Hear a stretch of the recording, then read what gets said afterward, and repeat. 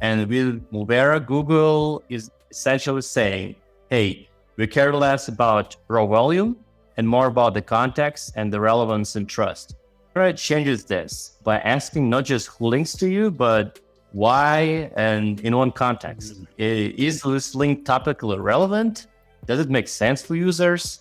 Guest posting for link insertion is dying, but guest posting for thought, leadership, and authority will be thriving. We live in the year of AI overview now, and that's a complete game changer. Everybody understands that. People and the website start losing that traffic to AI overview, but it doesn't completely changes the rule of the game, because AI overview, they need to take the results from somewhere. Let's say if your company is mentioned, let's say in the New York Times, I'm not speaking about a no-hole link.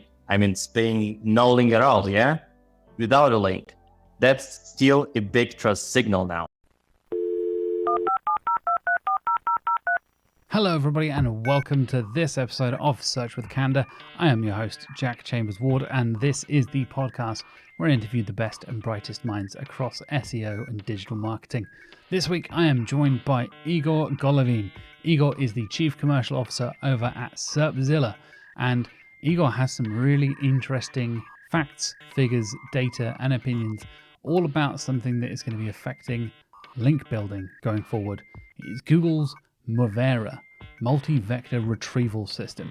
You may have heard of that phrase or may have heard of that abbreviation, but Egor goes into a lot of detail about what this means for the future of link building and how Google is kind of recontextualizing their understanding of backlinks and how the internet works using this new system. I think a lot of people are kind of sleeping on MUVERA at the moment. I haven't heard it discussed that much in the last couple of months. So I think this is a really relevant conversation if you're thinking about your link building strategies, if you're thinking about how Google is interpreting your links and what you're building for your clients and for your sites. This is a really, really relevant conversation for you. Like I said, Egor is from Serpzilla, who have sponsored the show before, but this episode is not sponsored by Serpzilla in any way. Don't worry. I am just here to interview Egor and basically get his thoughts and opinions on MUVERA and the future of link building. And hopefully you'll enjoy the conversation as much as I did when I recorded it with Egor a few weeks ago. If you haven't already, please do like and subscribe on YouTube. You can of course do that clicking the like button down below, hitting the notification bell to never miss an episode or an upload. If you're on Spotify or Apple Podcasts or anywhere else, you can click the follow and give us a lovely little rating or review there as well. And I've seen quite a few people leaving comments on Spotify as well. I always appreciate comments down below, letting me know if you're enjoying the guests or if you're enjoying the topics or if you'd like to see anything else new and different in upcoming episodes. I have pretty much recorded all the episodes up through November now, which is very exciting. And my plan is to actually do a few extra episodes per week. Yes, I know I'm creating extra work for myself here, but I have recorded a lot of episodes since sort of like late July, Augusty sort of time that have not yet been released. So I'll be double posting for a few weeks here. We'll get an episode on Monday and hopefully an episode on Wednesday or Thursday each week as well. And of course, all the usual little clips and bits and pieces and highlights and things like that throughout the week as well. So stay tuned for that later on this week. Like I said, I'll have this episode with Egor going out on Monday morning and hopefully a second episode later on this week as well. So enjoy that. Enjoy my conversation with Egor, which is coming up right about now. My guest this week has over 12 years of experience in sales and marketing. He has driven success and revenue in many different industries across Europe, Africa, and the Middle East. You may recognize him from the webinars and YouTube videos of Serpzilla's YouTube channel. He is, of course, the Chief Commercial Officer at Serpzilla. Welcome to the show, Egor Golovin. Yes, thank you for the introduction. Hey, Jack. Thanks for having me on.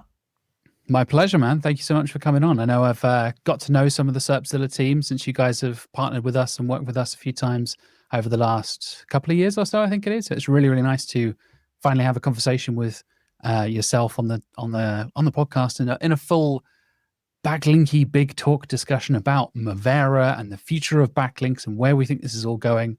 I think it's a really cool topic, and I guess I will kind of hand things straight over to you, sir, of like, why you think MUVERA and the future of backlinks is something we need to be talking about right now. Why is it such an important topic for us to discuss right now? Yeah. Likewise, it's my pleasure being here with you. Yeah, we're going to unpack a very interesting topic tonight because MUVERA is not just another update, and we've had, quite a bunch of them in the last years, to be honest. A MUVERA update is not just another tweak. It's a real shift in how Google understands authority. Like in the past, let's say backlinks were often judged as isolated signals, good versus bad, or relevant versus spam. And with MUVERA, Google is essentially saying, hey, we care less about raw volume and more about the context and the relevance and trust. So yeah, that's quite a shift in perception. Yeah, definitely. I think for a lot of people, they might have heard that kind of abbreviation of MUVERA as multi-vector retrieving model or retrieval models. And I think you're totally right. This feels like a big evolution of the way Google processes connections between different sites, right? The way it understands that information retrieval side of things, the way it is kind of becoming. We talk a lot about tokenization when it comes to LLMs as well. We talk a lot about how embedding those kind of elements is kind of a key part of how things like Gemini and now things like AI mode and AI views are understanding the kind of queries, the kind of documents, the kind of details that they're pulling from. For those who don't know what MUVERA is, could you give us a quick little intro as to what it's kind of trying to do, and then we'll get into more details about how it affects backlinks and authority and all that kind of stuff. Yeah, I really like the metaphor that is being, going around right now in the SEO community is that MUVERA, simply put, it's like looking at the diamond from the different sides. I mean, MUVERA is trying to look at the content from different angles, trying to understand it, and they give us users the right content, the relevant search. So that basically the main goal of this update is to be more content relevant oriented. Yeah, rather than just like a match. Exactly. Yeah. I think relevancy has become a big topic recently, right? Especially in the link building business. I think that's been a big part of the discussion around link building and digital PR. And a lot of people, we all have the debates of should you have high DA or DR or all the other kind of like metrics we talk about in link building, right? But I think relevancy has become a real kind of cornerstone of that side of SEO for me. I think that's become a part of what we talk about from a holistic point of view, right? Like the whole thing, understanding topical relevancy, topical authority, how it all relates to you and your site, and how it relates to the things you're getting links from, the things you're linking to as well.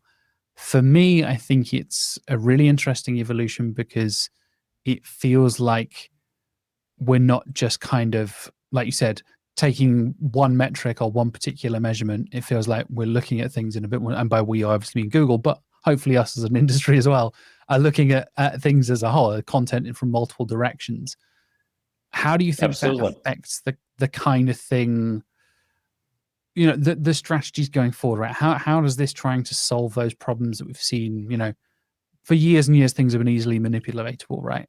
People have been able to get away with AI generated content or spammy links or whatever it is.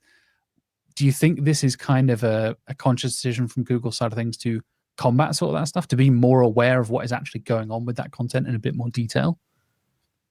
Yes, absolutely. You're right. Like in the past, backlinks were treated mostly as a simple word of trust, let's say. That's why even if a tennis shoe blog linked to a SaaS startup, Google still give it some credit as long as the anchor text looked right, or if it gives the exact match.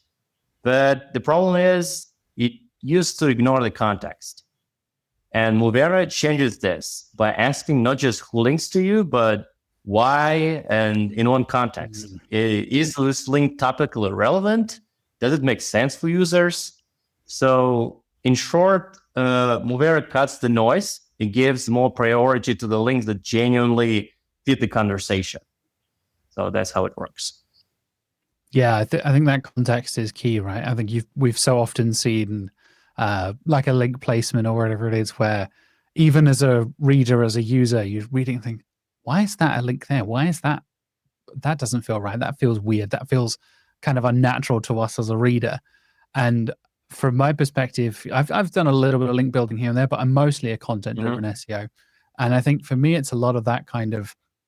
I always have this conversation with clients of understand where things should sit in content naturally.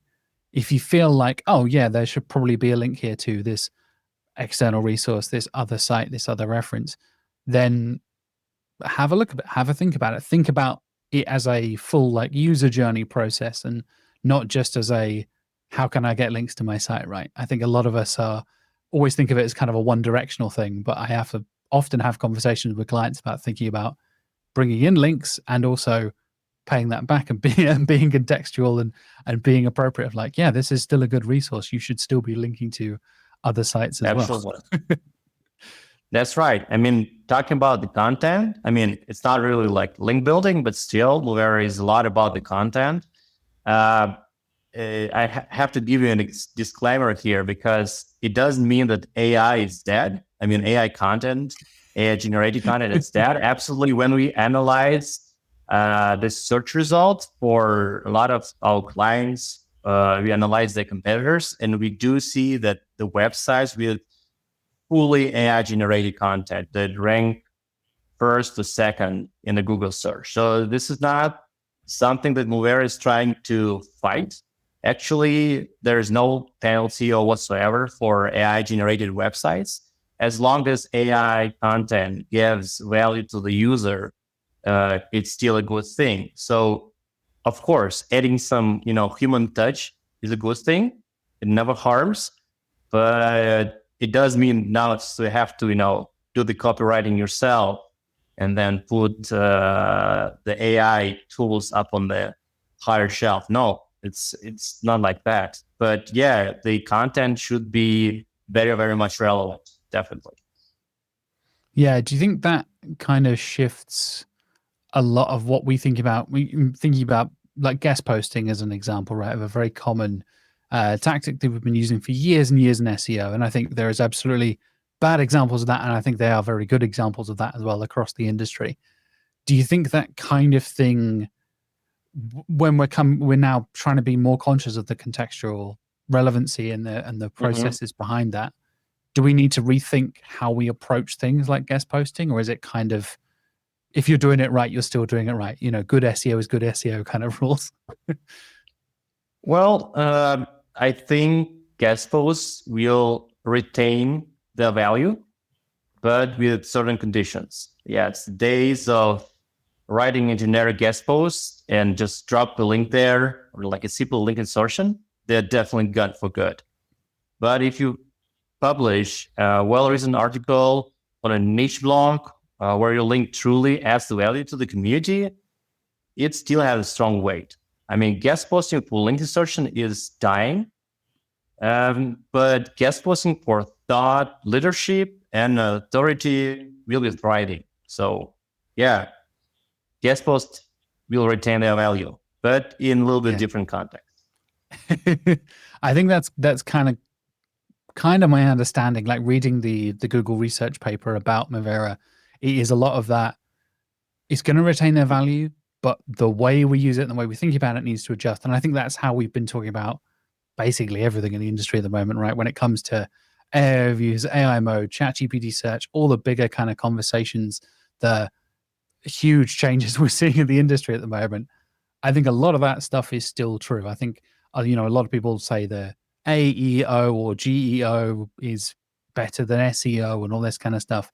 From my perspective, and I'd love to get your thoughts on this as well, Igor, good SEO and good content is still good content, but the way we measure success and the way we are measuring those, the KPIs and the metrics we report to clients will need to be adjusted for this new landscape. But I think if you're doing good work, the fundamentals are still there, right? Do you kind of feel that way from your perspective and what you guys are seeing at Serpzilla?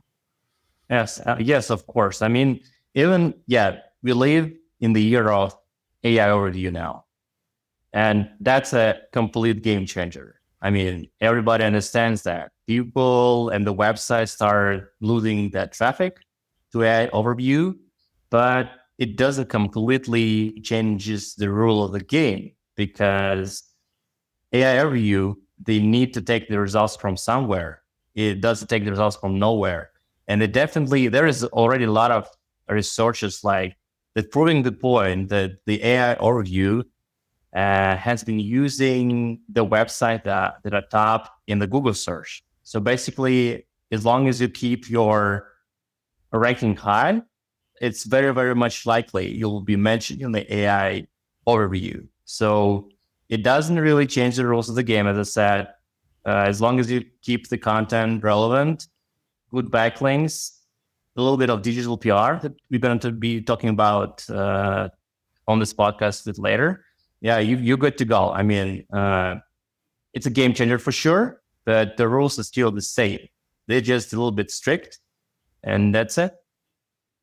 Yeah, I like I said, I agree. I think for me, it's a lot of rethinking what Google sees as those kind of positive signals, right? This feels like again, another step, another evolution for how complex things are getting. And I know there's been a few quotes from various different people of Google of, like you said, this is not a little tweak or an update anymore.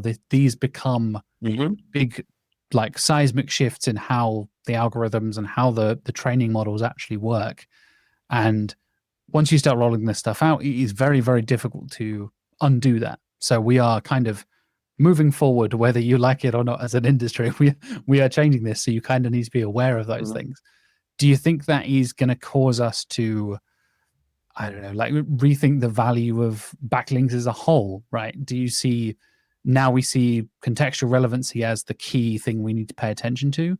Or do you think more people will be focusing on the number of links from a contextual relevant site compared to some previously high quality, high authority kind of stuff? Do you see those kind of metrics shifting, and how we as SEOs kind of value backlinks in that way? And I guess from Google's side of things as well. Oh yes. As I said before, MUVERA is less about counting links and more about really weighing them with a bigger sort of credibility. So if we speak, I mean, I'm going to give you a little bit of example from my experience. Is that back in the day, like a few years back, customers would never ask us for no follow backlinks. I mean, even some of them would consider it to be a fraud. I mean, so we wouldn't allow websites or inventory if they offer our customers no follow links only.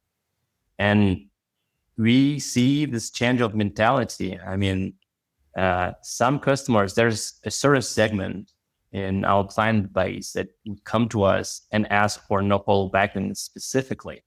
And that's a big change. And why is it happening is because MUVERA is doing this. I mean, he is looking not at the quantity, but at the quality. And now, no matter what tag you have, if it's like a sponsor tag, or if it's a no follow tag or do follow tag, yeah, do follow definitely transfers more link juice.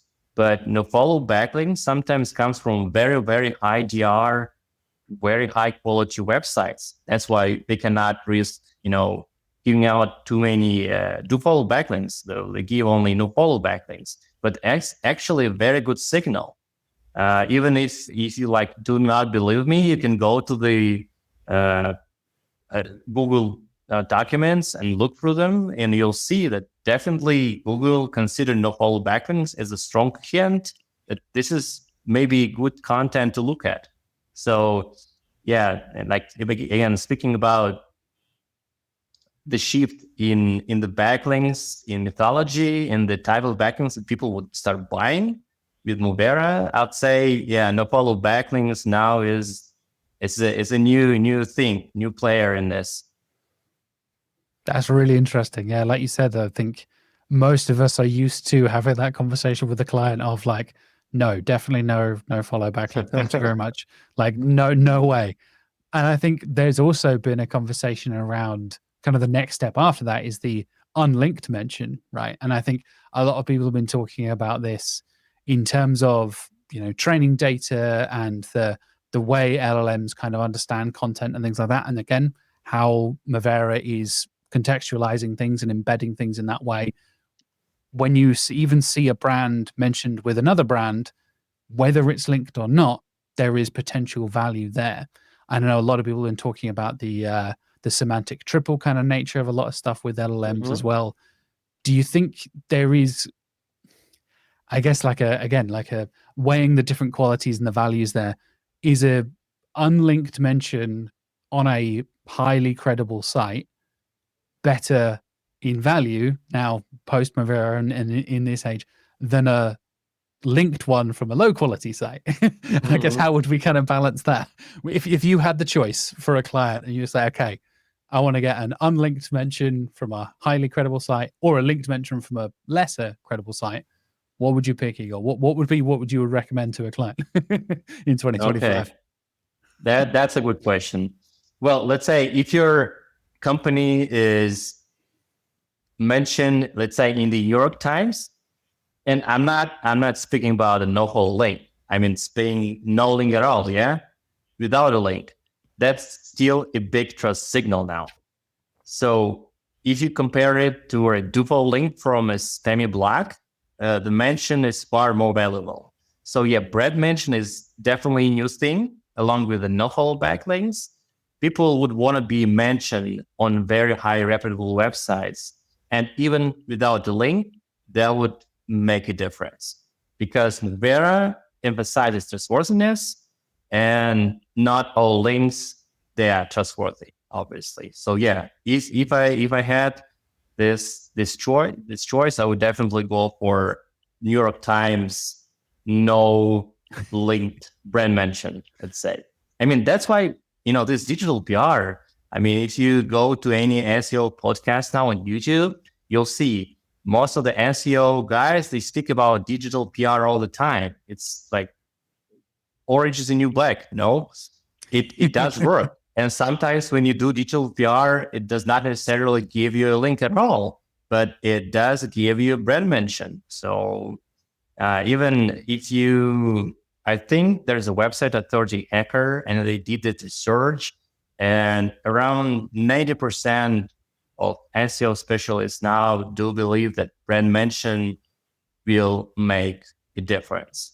So, Yeah, I think you're totally right. I think there's an interesting kind of, like you said, especially a shift with what we're seeing in digital PR. We do a fair amount of digital PR here at Candour, and like talking to the team here, it's an interesting, like you said, example of you can get mentioned on huge household name sites like the New York Times, but not get a link. And even I've heard from journalists, and some of my friends are journalists from the other side of things, from back in my days of sort of being a journalist, where they're not allowed to link to anything.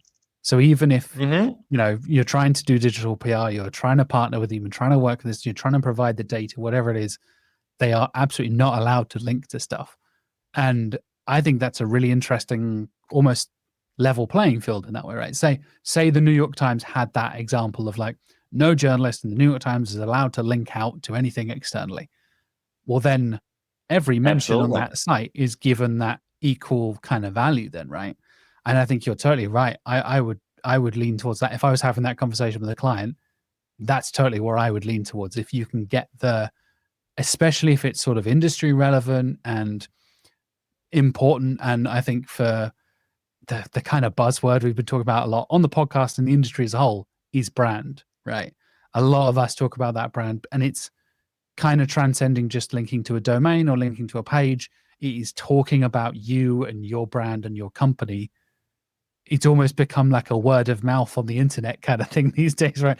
Rather than, like you said, passing the link equity and actually doing that, it almost feels more of a word of mouth kind of process where you see a lot of unlinked mentions happening. Same thing happens on social media as well, right? I think that we're seeing a lot more of that happen now than we have in previous years. Oh, yeah. And at the same time, you shouldn't underestimate the power of brand mention in terms of backlink generation. I mean, if New York Times speaks about you, writes about you, it's very, very likely somebody else would link to you. I mean, from their own guest posts. So basically, this brand mention would save you lots and lots of money and would generate lots of, potentially high GR backlinks. So it would create your entire new link profile. So yeah, it's a big thing. Never underestimate it. And we have to look at that from the standpoint of the new links that you can gain during your digital PR campaign. That's a really good way of thinking about it. Yeah, I love that. I've done that once with a client before, where we had a piece of content covered in a big site, in a big publication, and then it started getting links in a bunch of other places. Wasn't syndicated stuff, but it was just being mentioned in other stuff. I was like, we're kind of being seen as an authority, right? We're being seen as a relevant thing. So you can kind of almost piggyback off of that. And like you said, even if it's unlinked mention, I think that still works, and you still build that reputation because it's marketing 101, right? It's like, how many times do you appear in front of the potential customer? How many touch points do you have? All that kind of stuff. I think I've quoted the number on the podcast a couple of times now. It used to be like 9 times you would see a brand before you decide to purchase from them. Now it's closer to like 30, 40, maybe even 50 times because of TikTok, Instagram, billboards, buses, trains, like everything and anywhere there are ads in our lives 24/7. So any touch point I think you can get, especially if it's in a reputable place, that for me already counts as that kind of extra mention of like, oh yeah, I saw them on a ad on a bus the other day, and then I mentioned in the New York Times, and they must know what they're talking about, right? If they're being talked about by so many different people. Yeah, and the other thing is that those links, those brand mentions are very, very hard to replicate, because that's the most common, let's say, link building strategy. If you just start your website, is to see who is on number 1 and, do the same like they do, buy the same or build the same backlinks like the website on the first place. But for this digital PR, it does work like that. You won't be able to get the same quality backlinks as your competitor. I mean, even if you can, it would cost you a lot of effort. So yeah, that's also some sort of a website, your link protection scheme, let's say, when you do digital PR. Yeah, I like that way of thinking about it when it comes to almost like the future proofing of a lot of stuff, right?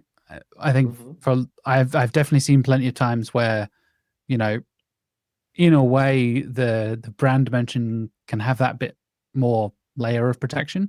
You're not going to break a URL. There's going to be no broken links. They might not remove a link and then kind of, shift its value from a follow link to a no follow link or anything like that.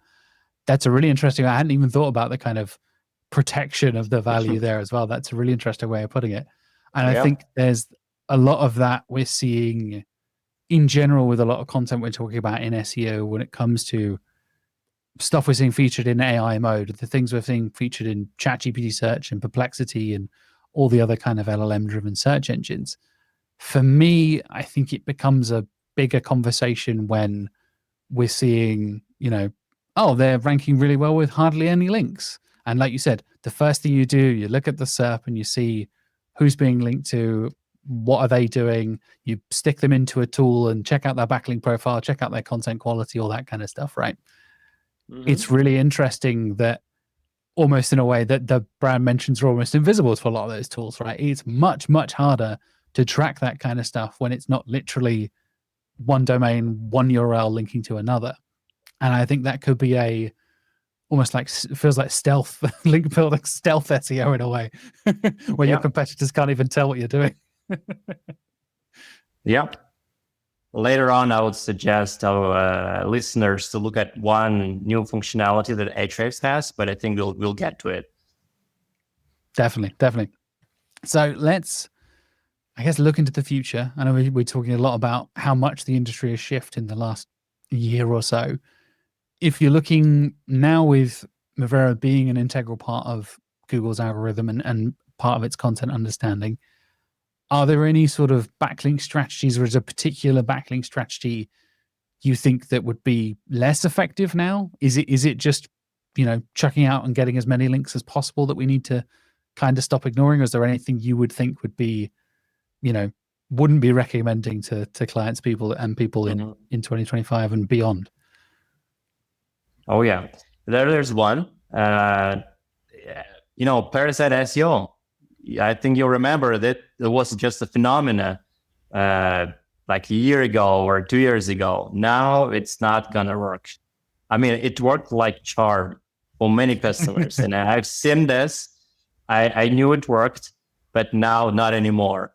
Parasite SEO actually was killed not just by MUVERA. I think last year spam update killed it, but MUVERA now put the last nail in the coffin, let's say, in the strategy. So I do notice that not that many clients of us, our partners, would do Parasite SEO anymore. So that's an interesting thing. So this strategy is completely really dying out.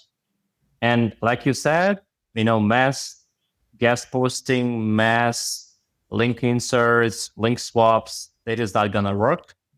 They used to deliver quick wins, but now MUVERA is, smart enough to see this pattern. Same anchor text, same outbound structures, no real readership. So today those links are more of a liability than an asset. So this gonna be gonna bring no value at all in the future.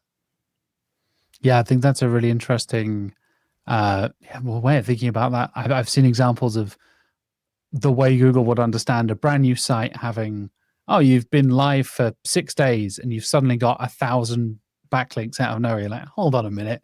Like, how quickly and how good is your content after 6 days of publication? That seems very suspicious and very unlikely. And like you said, I think we are now, us as SEOs, hopefully, and companies like Google and their systems are good enough to understand that kind of thing.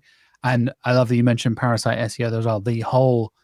I felt Google was really, really trying to clamp down on that. Site reputation abuse is how they phrased it, wasn't it? They were really trying to clamp down on a lot of that stuff. But that had been working for Black Hat stuff for years and years and years. It did. Decades almost. Like, people have been doing that stuff for years. And I've had it happen with clients from the other side of it, being the host that has been like, where are all these URLs coming from? What is that? And getting hacked and all that kind of stuff. I think we're seeing a lot of that shift, and hopefully kind of have to be a bit more strategic about it rather than just kind of piggybacking off somebody else's success in that way. Hopefully that encourages people to then commit to the good building and the good strategies, right? It will. Yeah. If you think there is one, I don't know, particular kind of strategy, particular kind of source for backlinks that you think would gain value? We mentioned unlink mentions, the brand mentions there. Is there a particular strategy you think will be more valuable now going forward? The one you would be recommending 1, 2, maybe 3 years from now in the future? In this sense, I'd say niche communities or some expert-driven platforms, industry blogs, forums that, maybe even the podcast like this one, something really, I know, right? So something very, very relevant to you. I'd say some Reddit threads would actually, because, ChatGPT, AI review, they like Reddit. They like Reddit. There's a big thread about some particular topic. They would take some information from there. So some forums, niche communities. So you want to be there. You want to be mentioned there. You want to get some links from that places. So this is not, let's say, Forbes level traffic drivers, but that's contextually perfect and build strong authority. And also, I'll bet on academic and government citations because they line up perfectly with Google EEAT framework. But you just, again, some disclaimer for me, you got to be very careful when you get those, because, .edu websites plus .gov websites, Go websites, they are very often hacked. So you don't want to be mentioned there if it's the case. So you have to be very, very careful. But when you get a citation there, when you get linked.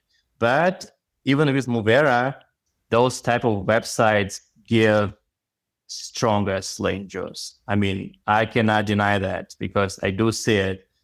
The best websites have mentions on academic websites. They are very, very trustworthy for Google. But again, if you can naturally mention there, you're a winner. I mean, that would line up perfectly with what we said. Yeah, definitely. I think, again, we're seeing a lot of the kind of shift in smaller communities branching out from things. Like you said, Reddit being a perfect example. Obviously, that has been massively highlighted in a lot of the recent Google updates and their partnership and that whole partnership discussion. But I think for me, a lot of the community stuff has been driven by people getting frustrated with experiences on Google, with other search engines and all that kind of stuff, and being able to, I'm not finding the results I want, I should turn to, kind of, as I mentioned earlier, like word of mouth kind of stuff, right? You go to trustworthy sources, and a community of like-minded people is going to be a trustworthy source. And I think that can be a really, really powerful tool that a lot of people don't really factor into their SEO strategies, because it feels like another part of digital marketing or marketing in general, right? But I think you're spot on, Igor. I think you can have those smaller communities, those groups of people that will be talking about you and your brand, hopefully in a positive way, fingers crossed, because there's plenty of negativity in those communities, and especially on Reddit as well. I've had to do brand reputation management for clients before, and that's always fun.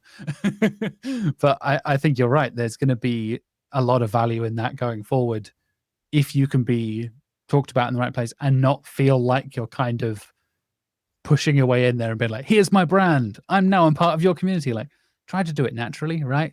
Try to be cool, be a part and contribute. Don't just shove yourself in there. Yeah. So do you think, I guess, our backlinks, because I think this is something Google has talked about a lot. I feel like it says every couple of years, to be honest.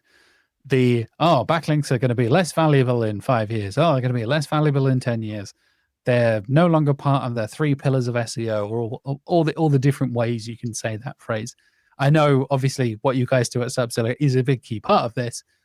Do you think us as an industry in 3 years, in 5 years' time, will still be thinking about links in the same way? Or do you think we will kind of be thinking about them as less of a ranking factor, as more of a ranking factor, that become more important or less important?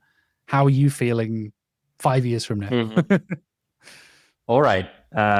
Okay, I'm going to give you my forecast. Well, they've been saying that SEO is dead 2-4 years, but it's not. That's true. So, yeah, backlinks is the key factor. Yes, in 5 year time, that would be the same, but the conversation will be a little bit different. As I said, as you said, people have predicted the death of backlinks for 10 years, 15 years, but they're still there. By 2013, 5 years, I think we'll be still talking about backlinks, but less in terms of numbers and more as a part of a bigger third ecosystem, along with some digital PR, brand mentions, entity signals, and overall credibility. So backlinks will grow in something bigger than it is now. I can't even, predict what it's going to be, but it's going to be way more complex than just a link that we see. Yeah, I think you're totally right. I think a lot of what I'm hearing from even people like Sundar Pichai from Google, right, talking about the future of the web and AI agents taking over and all that kind of stuff. We won't even do our own browsing in 2 or 3 years' time. Things will just browse for us, right? And I'm so intrigued how that will kind of tie into how links work and how those kind of crawlers and agents are different to the more traditional kind of site crawlers we talk about, like you said, for the last 10, 15 years, right? Or 20 years even. I wonder how those agents will kind of react to a lot of that stuff and see the value and connections between different sites. Because I do kind of think we might be heading towards a fully agent-driven web experience. As someone who just turned 35 and feels very old on the internet, I worry about that. I like being able to browse and click on my own things and choose what I'm browsing. How do you feel about that? I know this is a little bit out there. How are you feeling about the kind of agentic side of things and agents kind of taking over the browsing experience, for want of a better phrase? Well, I'd say maybe it's true, but we also have to understand MUVERA maybe gives us more tasks to solve as SEO specialists. It's being very, very difficult to be an SEO now. But what we need to understand is MUVERA is thinking of us as of users. And as of users, I like what's happening right now. I mean, I like clicking on AI overview. I like getting my answers instantly. So maybe from this agentic standpoint, maybe we are going there. But what we need to understand, we need to think more as a user, from the user's perspective, as a Google, because from 9 to 5, we are what? SEOs, and from after 5, we are just Google users. So we have to take this update as if we are users and build our strategy according to that. Because it's all the point, the target of all updates is not to make our lives harder. It's actually to make clients' lives and users' lives easier than it used to be. So that's the big thing. Yeah, for sure. I know I talked with Chris Green on the show a few months ago about that kind of less friction, almost like clicks are friction. The fact that you have to do the work makes people less likely to click on things and less likely to purchase things. If you can just say a single thing or click a single thing and it does multiple processes and searches, that can actually encourage a lot of people to do a lot more browsing, a lot more purchasing, a lot more clicking through than we would do traditionally, right? And I think that I like the idea of a frictionless internet. I'm still not sure if I'm ready to surrender full control just yet, but maybe I'm just old school. I'm just being old school there. Yeah, me too. I second that. I'm glad I'm not alone, mate. I'm glad I'm not alone. I do like to round things off every episode with 3 little things we do for recommendations. So I'll kick things off with, what is one actionable thing you'd recommend for the viewers to start doing today, Egor? Okay, I would suggest run a quick backlink relevance audit just right now. See how many links are truly contextually aligned with your niche and not just technically clean. This is a small but important step that will tell you where you are in this MUVERA era. And again, in the beginning of the podcast, I told you about this new functionality that Ahrefs presented. I'm not sure if many of you guys have had a chance to use this or try it. It's called like best links. I think it's in the backlink section. It's not ideal, but it's a good, useful tool to start with, to start analyzing your links, because it would actually tell you what Ahrefs thinks of your backlink profile. It would mention what links are really the best, comes from high GR good sources. And in this case, you can also, check your competitors, see what best links they have, and maybe build something, similar. Why not? So do this audit for sure. And Ahrefs is a way to start with. It's easy and quite user friendly. Yeah, I really like the show best links filter. I think that works really well, because I think an element a lot of people don't talk about when it comes to specifically the sites you're getting linked from, is how much traffic are they getting, right? Because a lot of Mhm. us think about DR, think about DA, think about the authority. Even now, hopefully, a lot of people, as we said throughout the episode, are thinking about the contextual relevancy and all that kind of stuff. But it would be nice to get some traffic from those links, right? You can have a lovely authoritative, contextual, relevant link, but it's on a site that only gets a few hundred clicks or a few hundred visitors a month, whatever it is. Mhm. You can actually kind of weigh that up with the amount of traffic. I know that's part of the calculation that Ahrefs has in that best links filter. I think that's an interesting way of thinking about it. And I remember having a conversation a couple of years ago now. I'm like, what is your like KPI for links and stuff, like getting referral traffic? And I was like, interesting. I wonder how many people actually have that as kind of part of their process, right? Mhm. And how realistic that is as well. Yeah. Next up, we just mentioned Ahrefs there. Is there a tool or a piece of software you think deserves more attention, more people should be using at the moment? All right. So I'd say, can I be biased here? Absolutely, mate. Because Of course you can. I can't but mention the tool that I represent and Serpzilla, because it's not just some sort of a commercial. I do believe it's a great tool right now, especially in this MUVERA thing, because we also adapt.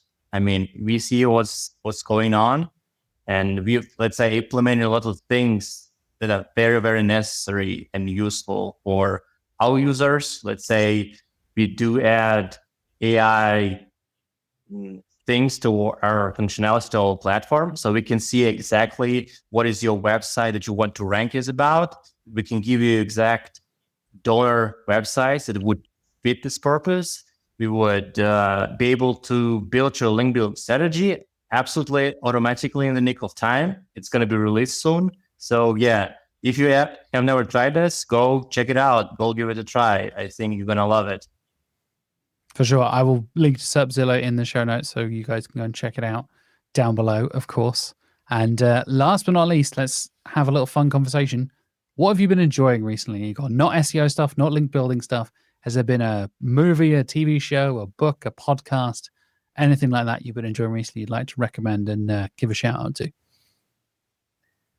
Yeah, I would give you a good book recommendation. There's one I've just finished. It's called Outliers, written by Malcolm Gladwell. Yeah. Have you read this? No, I've heard of it. I'm familiar with Malcolm Gladwell.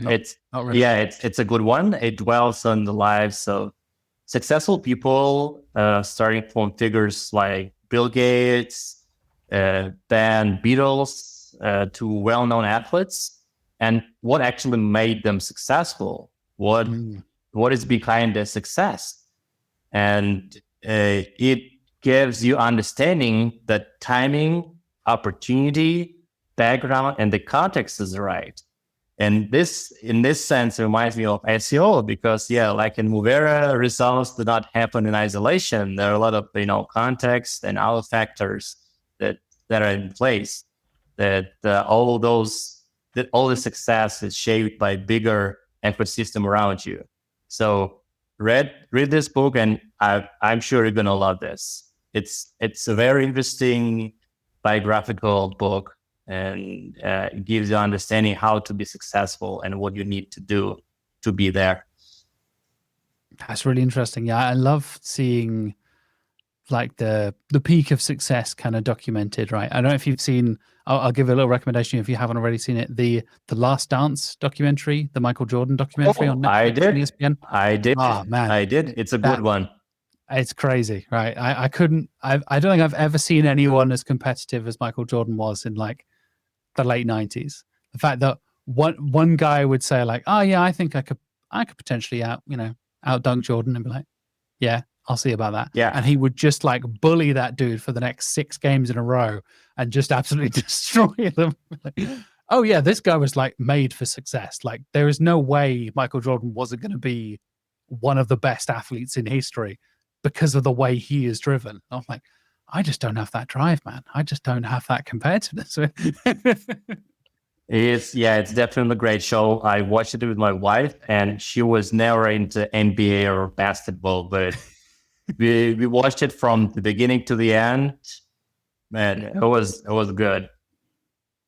Yeah, I love seeing, like you said, the processes and people behind crazy success stories, right? And I always find that stuff really interesting to learn from, to emulate if you can in certain cases, and also some of them are kind of warning stories, I guess, in a way as well. Like, don't let the celebrity go to your head, don't let the money go to your head, all that kind of stuff as well.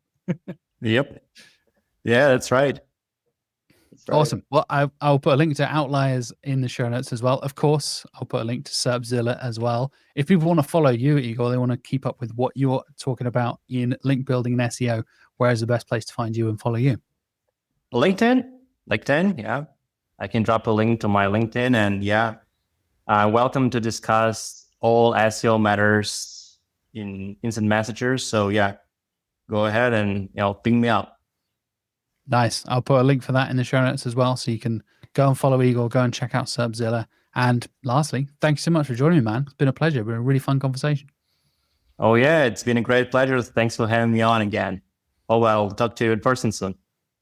That'd be good. Hopefully we'll cross paths at a conference and we'll get to have a chat and a beer and have a conversation. Yeah, definitely will. Awesome. Thank you, man. Thank you. Bye. Take care. And that wraps up this week's episode. I hope you enjoyed and learned a bit about MUVERA and basically what it means for Google recontextualizing link building and your link building strategies. A huge thank you to Egor Golovin for joining me on the show. Like I said at the time, I think it was a really cool, interesting conversation that I think a lot of people are not having at the moment.